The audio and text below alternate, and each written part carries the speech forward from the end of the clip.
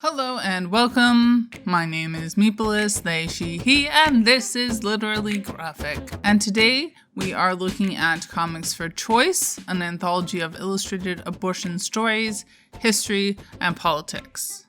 A project funded via an Indiegogo campaign that also raised over $30,000 in donations for the National Network of Abortion Funds, published by Hazel, Newlevant. It was co-edited by Hazel, Whit Taylor, and OK Fox. It was first printed in summer 2017. I purchased my copy physically very recently via a local comic book store, but it is also available digitally for pay what you can via their website, comicsforchoice.com. Content notes for dystopian future, nudity, representation of embryos in gestation, failed birth control, mental health struggles, abuse, unsupportive friends/family, dysphoria, and essay. Clicking over to the contributors part of their website and listed in alphabetical order by first name, these bios are somewhat abridged as there are a lot of them.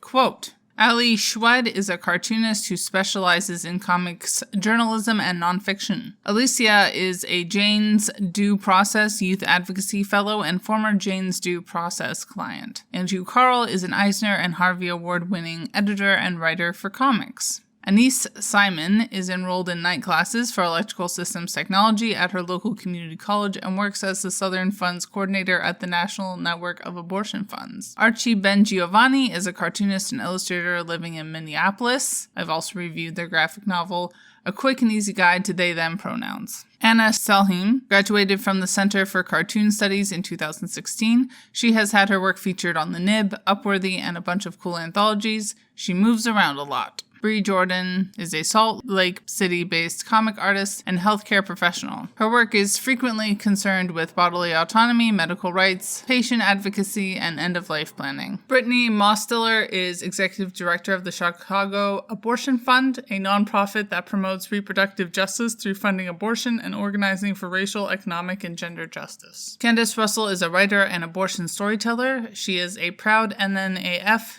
We Testify Storytelling Fellow, and currently serves on the board of NARAL Pro-Choice Texas. C.B. Hart is a cartoonist living in San Mateo. Kathy Camper is the author of the award-winning Lowriders in Space graphic novel series, 10 Ways to Hear Snow, Bugs Before Time, and Arab All Year Round. She also writes zines, including Sugar Needle, and is the founding member of the Portland Women of Color Zine Collective. All of which sounds very interesting, so I'll definitely be reading further. Silu Crace is a trans man who lives quietly with his partner and 2 cats, Pickle Chip and Honey. Claudia E. Berger is a New York City-based cartoonist. She makes comics about mental health, mythology, and houseplants, and spends way too much time thinking about science fiction. Dr. Cynthia Greenlee is a North Carolina-based journalist and historian. She's a senior editor at Rewire. She also is working on a history of Black Americans and abortion. Daniela Diaz is a We Testify abortion storyteller and works as a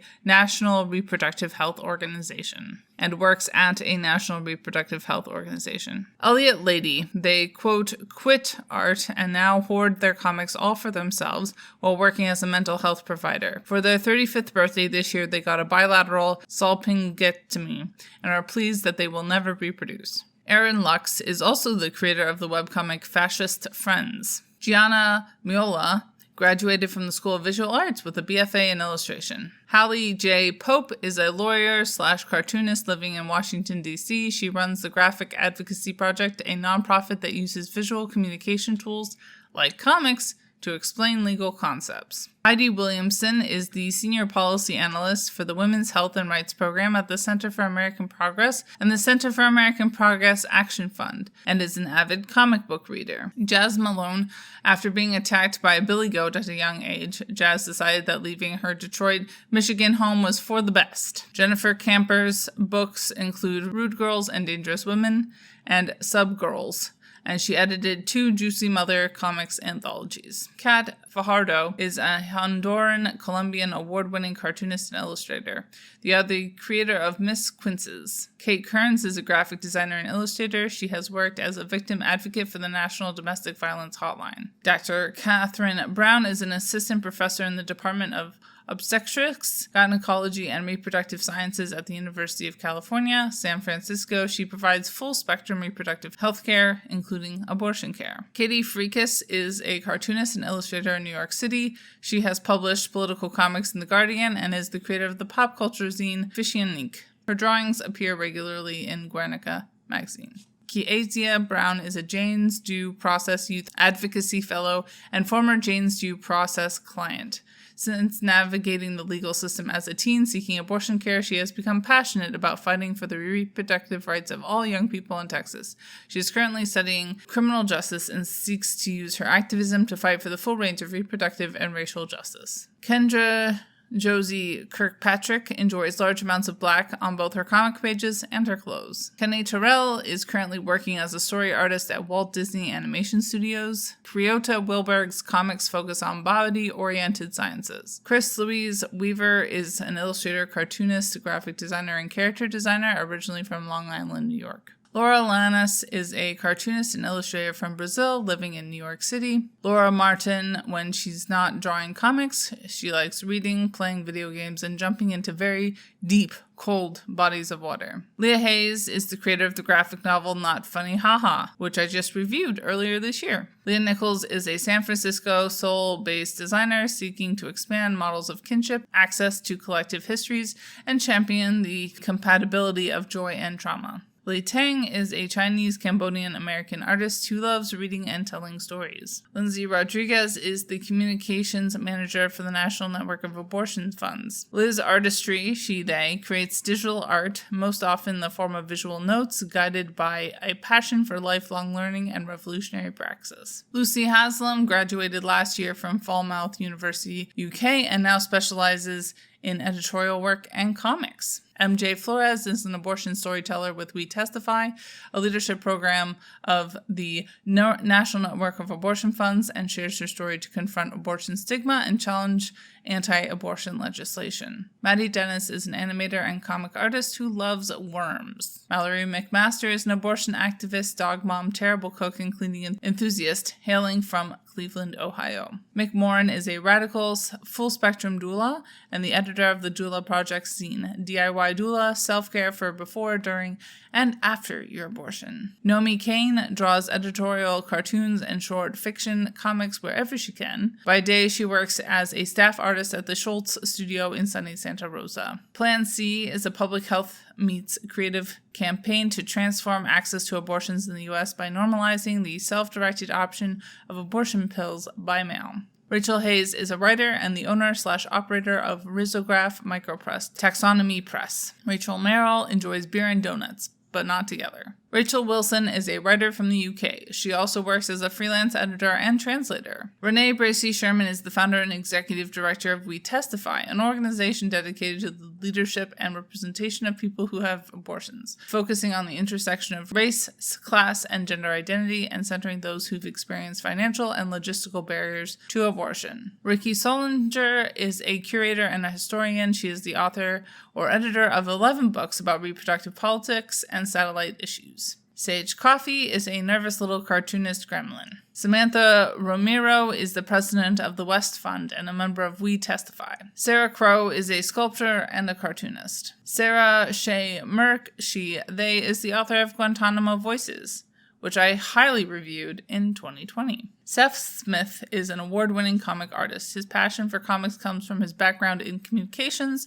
and a formal artistic education. Sharon Rahman, he loves to work on projects that feature transgender queer black men like himself, romantic plots, and fun or educational narratives. Sophie Foster-Dimino is a cartoonist and illustrator. Steph Kraft Sheely, JD, MHA, is an attorney and advocate for abortion access and birth justice. Stephanie Rodriguez is a comic book artist and illustrator. Tanya DePass is a founder and director of I Need Diverse Games. Tatiana Gill is a Seattle-based cartoonist who uses her art to show strength and vulnerability. Themes include body positivity, feminism, mental health, and recovery. Rennie loves making comics that inform and inspire. Ren Shavers is doing their best. A recent graduate of the School of Visual Arts, they're working to make all the comics they can. Yamani Hernandez Mendez is the executive director of the National Network of Abortion Funds. End quote. Keywords that came to mind reading this anthology: futures, pasts, birthing people, trans liberation, found and chosen family, snark, reality, intersectional, pleasure and pain. And the synopsis under the About section is, quote, Comics for Choice is an anthology of comics about abortion. As this fundamental reproductive right continues to be stigmatized and jeopardized, over 60 artists and writers have created comics that boldly share their own experiences and educate readers on the history of abortion.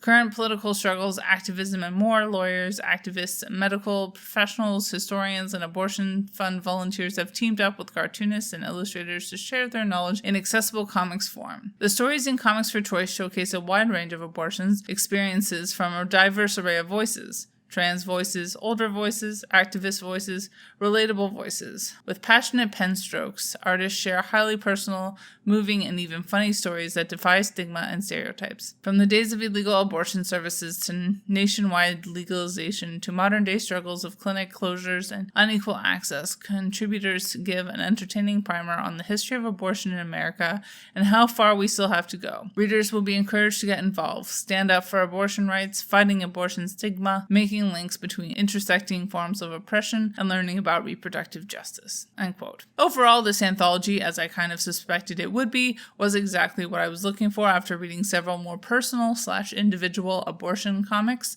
That is not to cast any aspersions on these other comics, just that I was being struck over and over again by how wide-ranging and diverse all the things we should know about abortion access in so-called America are. And this anthology felt like it was finally serving a chunk of that up. There was also recognition that not everyone who can get pregnant is a woman. Men can also get pregnant and need abortion, as can non-binary people. Although that is not to say that at no point in the book was abortion at all referred to as a woman's issue. Queer sexuality also got represented. The art was also extremely varied, but all easy to follow. I'm never the biggest fan of using gray tones, but that was only a few of the stories, and was still well done. I was surprised that the Plan B weight limitish thing didn't come up, because assuming what I've read is accurate, there is reason to believe that Plan B is less effective for people over 155 pounds, which is honestly a lot of people, although it can still work, so don't just not take it because it's less effective. We did get exploration of the intersection of reproductive rights and class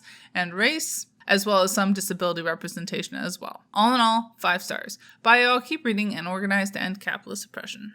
And as always, Literally Graphic is created on land that should be given back to the traditional landholders, which in this case is, to my knowledge, the Mississaugas of the Credit First Nation, Anishinaabe people, the Haudenosaunee Confederacy, and the Huron-Wendat Nation.